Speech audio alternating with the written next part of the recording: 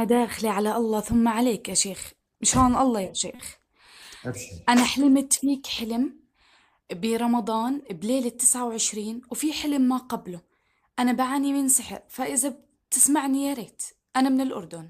بسمع، ابشري. الله يسعدك يا شيخ، الله يطول بعمرك شيخ. الحلم الأول قبل تقريبا سنتين، إنه أنا دخلت على غرفة مهجورة قيد الإنشاء. وجدت دمية لعبة صغيرة كلها دبابيس.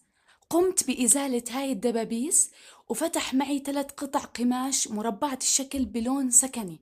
الثانية والثالثة ما عليها إشي، بس الأولى عليها طلاسم بلون الدم الأحمر، ومكتوب فوق الحمل منع. هذا الحلم الأول يا شيخ. طيب، هذا متى شفتيه؟ هذا شفته بشهر 10 2022. تمام. وانت متزوجة من متى؟ من كم؟ أنا مش متزوجة، أنا انفصلت يا شيخ. كنت متزوجة؟ لا يعني ما صار في دخول، صار في انفصال. تمام. استمري، اعطيني الرؤية الثانية. الرؤية الثانية إنه أنا بعد خدمتي للقرآن مرتين برمضان والاستغفار بالأسحار، حلمت فيك، بس أنا مع بنات بمصلى نساء ولابسة أواعي عيدي صالون علي. أبيض. عيدي علي. أنا بمصلى نساء ومعي نساء منصلي لابسة يانس صلاة لون أبيض. أثناء يعني وأنا واقفة على الصلاة، خفت رجلي وارتفعت إلى الأعلى، كأنه انسحبت إلى الأعلى، وكأني تمددت بالأعلى عند سقف مصلى النساء. مم. وانت جلست لابس نفس لبسك الآن يا شيخ، والله نفس لبسك الآن. مم. مسكت أنا عبايتك من الأمام، وانت تطلع فيه تحكي لي رح أرقيك، رح نقدر له. والله يا شيخ. مم. وكان في وانت بالعلامة أثناء الرقية صليت ركعتين، ما بعرف هم ركعتين فجر أو ما بعرف بالضبط. مم. وكان في رجل غمز لك، حكى لك خلينا نشوف شو بيطلع معها، خليها تحلم بصاد. انه بما معنى شو معنى صاد؟ انه صاد صفد، انه صدف، انه انا سحري بصدف. مم. فما بعرف، يعني مشان الله يا شيخ ساعدني، والله اني عانيت وانظلمت. ابشري. انت الان بالاردن؟ انا من الاردن. كم عمرك تقريبا؟ انا عمري 25، بس انا مش ميسرة حياتي ومظلومة يعني، بس ما حدا مصدقني انا مسحورة او مظلومة. طيب، لا لا، واضح. طيب، انت عندك استعداد انه انت تسمعيني، وعندك استعداد انه تتقبلين كل الكلام اللي بقوله؟ يا ريت يا ريت، وتحكي لي كل إشي إذا أنا فعليا مسحورة أو لا، يا طيب، ريت. شوفي، انا بتكلم بكل وضوح. بكل وضوح، اذا انت عندك استعداد انه انت تسمعين وانت تتقبلين هذا الكلام اللي بقوله، مو بتخافين وتقعدين ترتعبين، لانه كلامي راح ينتهي بشيء جميل، راح ينتهي كلامي بشيء جيد. يعني لا تقلقين اذا بديت في الرؤيا. انا بديت اصارحكم، يمكن لاحظتوا لي كم يوم الحين. خلاص فكيت الصراحه شوي، لانه وجدت انه الغموض في تعبير الرؤى لكم. ما وجدت انه يعني المفروض اني لا يعني اكون شوي صريح في بعض الرؤى. عادي يا شوف، شيخ صارحني، بس أنا تسمح لي أحكي لك إشي واحد بس قبل. حلم صرت، ثالث. لا مش حلم، بس في هيك نقطة، يعني أنا صرت أخاف قول. من نفسي، إنه صرت أشوف مثلا مواقع فيها ذهب. طب هذا شو خصه في الموضوع؟ طيب، انا زي كأني صرت بتكلم الحين. أشوف. تفضل. بتكلم اصل واضح من الرؤيه الاولى والثانيه، الدم وما الدم والمربعات ولون السكن سكني، اللي هو منزلكم، صحيح؟ لا غرفة مهجورة أنا اللي فتها، انت والدمية قلتي كانت مربعات وكانه بلون سكني. وش هو؟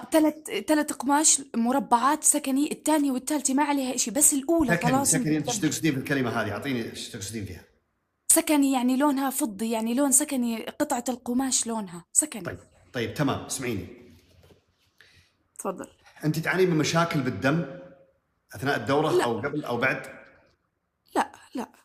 طيب. مشاكل تحسس، إذا يعني يصير عندك حساسيه من اكله معينه او من شرب معين او من حركه معينه او بالليل او اثناء النوم او يعني في شيء يحدث ولا لا؟ لا بس أثناء سماعي للرقي كأني بدي أطير. لا. ايه. طيب. انت الحين جالسه بالبيت، صحيح؟ نعم. من اللي موجود معكم الحين؟ ماما أمي. تسمعنا؟ لا لا، أنا بغرفة تانية. طيب، احسنت. شوف، ضروري جدا اول شيء الرؤيه الاولى والرؤيه الثانيه تستوجب انه انت ترقين نفسك رقيه بدون توقف، ورقية مكثفة جدا، مكثفة جدا، وخاصة عن الحسد وعن السحر، عن الحسد وعن السحر. بعطيك الآيات وبقول لك ليش أنت شفتيني بالمنام. والصاد، الصاد تصفيد، لكن أنا أخشى من أمر آخر، أسأل الله أن يحميكم. معلش أنا من حقي إني أسأل، إذا أنتم تبغون الجواب من حقي إني أسأل. خذ راحتك يا شيخ. أنت يوم من الأيام حاولتي بجهد المستطاع، أو حاولتي أو حتى أحد تدخل من الأسرة، سواء الأم أو الأب أو أنت أو أي أحد، حاول تدخل في شؤون حياتك بطريقة عمل أو أعمال سحرية ولا لا؟ من الأخير. لا والله، لا والله، لا. لا أنت احنا ولا ما الأم. ولا حدا. ايش مشكلتنا؟ انه احنا ما إلنا على هذا الممشى نهائيا. انا ما قلت انكم تمشون بهذا الامر، انا قلت حاولت تحلين احد شيء من مشاكلك، تحلين مشكله من مشاكلك بطريقه لا سمح الله، اما عن طريق قراءه نجوم او كتاب معين او لا اتصال بشخص سواء امراه او رجل في اي مكان من الارض. لا لا، بس انا رحت على يعني انه شيخة بتقرأ، حكت لي حبيبتي انت مربوطة بس. قريتي عنده ولا ما قريتي؟ قرأت عليه قرآن فقط. وكان قرآن واضح وصريح ولا كان فيه اه التواءات؟ لا، صريح وواضح جدا ومعروفات الآيات. طيب خلني اقول لك شيء، انت والله اعلى واعلم، اذا كان فيه اشكاليه من سحر او حسد ربما تكون في الدم، ربط بالدم. اما انه اخذ شيء من اجلكم الله من اثر من الدوره، او من اثر من الدم، او في اي مكان، او شيء من الجسم مباشر، شعر او كذا يعني، ولكن يلامس الدم. والعمل اللي عمل للتشتيت، اما المشاكل الحياه الزوجيه، مشاكل الحياه الاسريه، دائما خفقان، دائما خوف، دائما تحسين انه انت ما انت مستقره في حياتك، حتى وانت في البيت جالسه وقاعده تاكلين وتشربين تحسين انت مو مستقره، تبغين تتحركين، تبغين تسوين شيء، ما في بحس استقرار. حالي أنا مش أنا، بحس حالي أنا مش أنا. اي واضح كلامي، واضح كلامي، انت تحسين وانت ما انت مستقره اصلا. اهلا احمد، حياك الله. تحسين مو مستقره اصلا، تحاولين حتى نعم الثبات في الجلوس، ما تحسين انت جالسه ثابته بالجلسه، في شيء مسوي قلق. طيب، نعم. انه انت شفتيني بالمنام هذا يدل على انه انت تبغين تطبقين شيء من الرقيه، وطبقتي، ولكنه لا، ما شديتي فيه صح. ليش؟ لانه يقول اتركها، وانا قلت بالمنام انه احنا راح نتغلب عليه. طيب، توفقتي ودخلتي معي في القسط. نعم. طبقي يا آية. أيوة. أنا اليوم إيش فيني يا جماعة الخير؟ أنا لازم أعرف وش اليوم، أنا في شيء قاعد يحصل. أسأل الله أن يحمينا وإياكم، قولوا آمين. آمين. أحس إنه أنا آمين. والله مشتت، الحين اللي قاعد أتكلم معكم والله العظيم أحس إنه أنا مشتت، حتى طريقة أسلوبي في الكلام مو طبيعي، لكن أسأل الله أن يحمينا وإياكم، أسأل الله أن يحمينا وإياكم. آمين. حصنتكم، حصنت نفسي بلا إله إلا الله.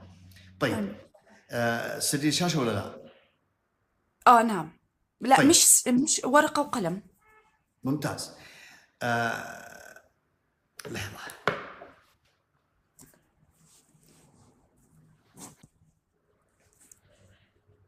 أنا قرأت رقياتك يا شيخ، بس حاس مش يعني، انتظري، سامحني، مش معلش. قاطع معي شيء.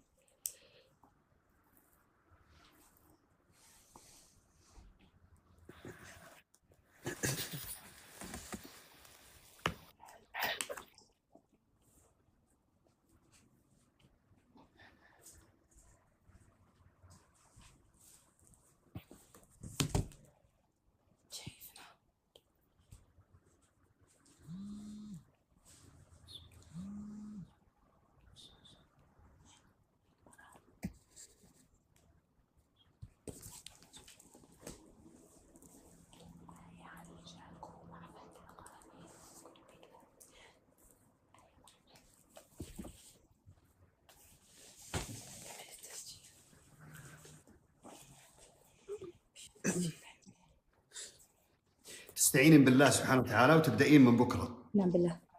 نعم. تجيبين زيت زيتون وتجيبين ماء الورد، تجيبين زيت زيتون وتجيبين ماء الورد. نعم. زيت الزيتون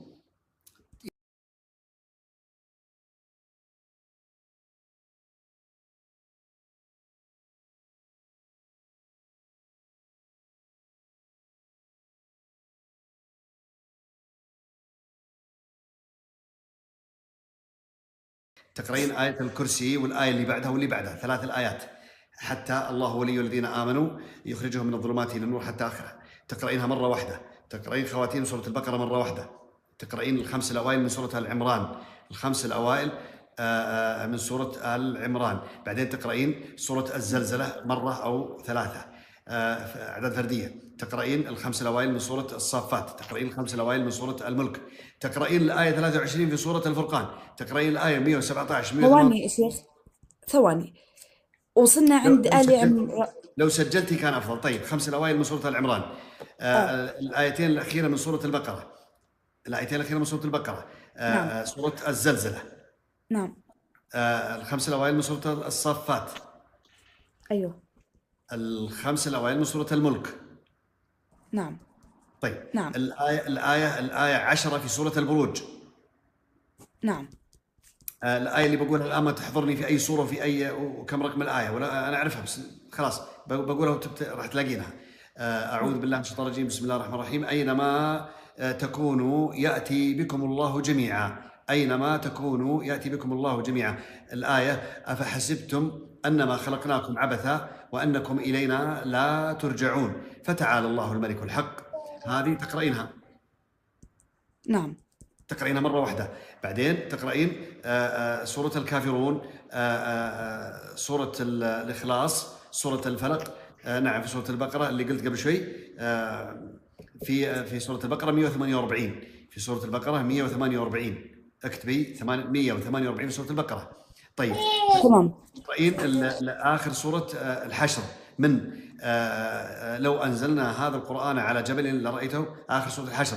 تقرأين آخر سورة ياسين من أعتقد من الآية 77 حتى آخرها، اللي هي وضرب لنا مثلا ونسي خلقه قال من يحيي العظام وهي رميم. بعدين تقرأين المعوذات والكافرون والإخلاص، كل واحدة منهم مرة أو ثلاثة أو خمسة أو سبعة. تنفثين على الزيت وتحطين عليه كمية زي ما قلت لكم من ماء الورد، نقطة واحدة إذا حصلتي عليه كان بها، ما حصلتي عليه خلاص ما هنا خلاف، اللي هو المسك الأسود. المسك الأسود. تقرأين الآية 10 في سورة البروج، الآية 23 في سورة الفرقان، والآية 44 في سورة هود، الآية 44 في سورة هود. بعدين خلاص قرأتي كل القراءات هذه كلهم، تنفثين بالزيت، تبدين الاستخدام بالطريقة اللي بقول عليها الآن. وكل ما نقص الزيت صار على ربع العلبة أو أقل، تجيبين زيت جديد وتضيفين عليه بدون قراءة، تكفي القراءة الأولى بإذن الله سبحانه وتعالى. وجعلنا من بين نور، بيض الله وجهك نور. عندكم الآية بتقرأين الآية 9 في سورة ياسين، وجعلنا بين يديهم سدا ومن خلفهم سدا. تقرأين الآية 45 في سورة الإسراء، 45 في سورة الإسراء، وإذا قرأت القرآن جعلنا بينك وبين الذين لا يؤمنون بالآخرة حجابا مستورا وجعلنا على قلوبهم أكنة أن يفقهوا وفي آذانهم وقرا، حتى آخرها، حتى الآية اللي بعدها. تمام يا شيخ. تمام يا آية. وترى المفروض أنكم كلكم الآن تسجلون هذا الكلام وتطبقونه في أنفسكم، لو احتجتوا يوم من الأيام لا سمح الله، أسأل الله لا يحوجكم. طب شيخ وضح لي أكثر، أماني أنا كيف وضعي، شو وضعي؟ ممكن تسكتين يا آية؟ طبعا تفضل. اسكتي. وبعدين طريقة الاستخدام، تدهنين الجبين كامل حتى تصلين فوق الأذن، بعدين تنزلين على الصدر حتى منطقة السر، تتركين الزيت يدخل داخل منطقة السرة. وأضف إلى ذلك الأطراف، الأيادي والأقدام. الأيادي نفس طريقة الوضوء، والأقدام من تحت، والأفخاذ لو اضطريتي برضو تمسحين على الأفخاذ مسحة بسيطة كذا على أساس تستقرين، لأنه ربما أنت أذيتي بنوع من أنواع السحر المعلق بالنجوم مأخوذ عن طريق شعر أو دم، وأصبح فيه نوع من أنواع الشياطين الطائرة، حتى تحسين بوزن وخفة وأنه أنت ترتفعين على الأرض. ولكن هذه طبعا من أسهل الرقى، وراح تزيله مباشرة بإذن المولى. نعم يا آية، وضحت. إن شاء الله إن شاء الله يا رب. شكرا لك، ادعي لي يا شيخ أمانة. أنا بدعي لك وادعي لنفسك وادعوا لي أنتم كمان. يا رب الله يجبر بخاطرك يا شيخ. شكرا لك، أنت ما بتعرف قديش أنا والله عانيت. لا ما راح ما تعانين خليت. إذا طبقتي اللي قلته ما راح تعانين بإذن الله سبحانه وتعالى. تعلقوا بالله، كونوا خلوا ثقتكم في الله سبحانه وتعالى دائما، استعينوا بالله سبحانه. لا تتركين الأذكار الصباحية والمسائية وكلمة التوحيد والحوقلة، لا حول ولا قوة إلا بالله، أو تقولين اللهم لا حول لي ولا قوة إلا بك يا حي يا قيوم فلا تكلني لنفسي طرفة عين ولا أقل ولا أكثر من ذلك. استودعك الله.